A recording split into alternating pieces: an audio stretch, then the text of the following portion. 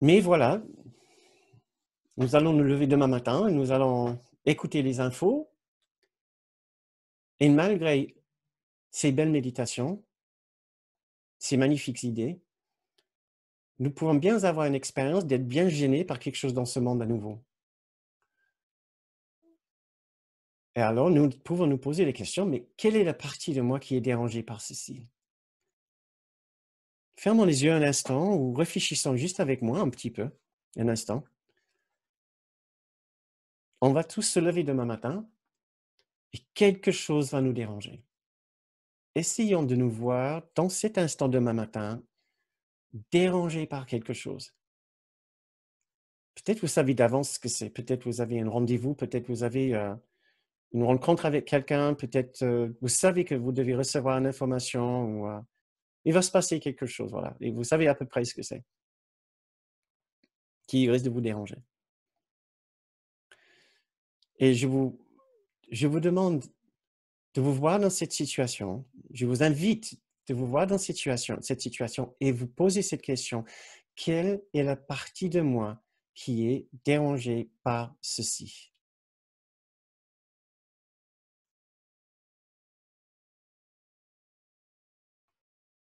Quelle est la partie de moi qui est dérangée par ceci? Nous ne forçons pas à changer notre dérangement, à changer notre perception. Nous voulons juste devenir conscients pour l'instant que nous ne sommes pas un seul soi. La partie de nous qui est dérangée par cette situation ne peut pas être notre grand soi, notre vrai soi. Et c'est tout ce que nous devons faire pour l'instant.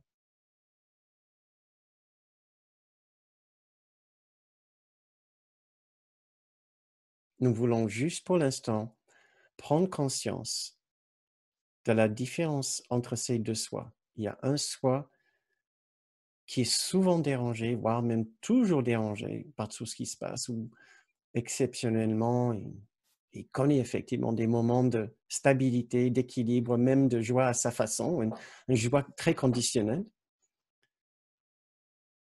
Et il y a une autre partie de nous qui est au-delà des conditions de ce monde et qui connaît une paix qui ne dépend pas de ce qui se passe autour de nous.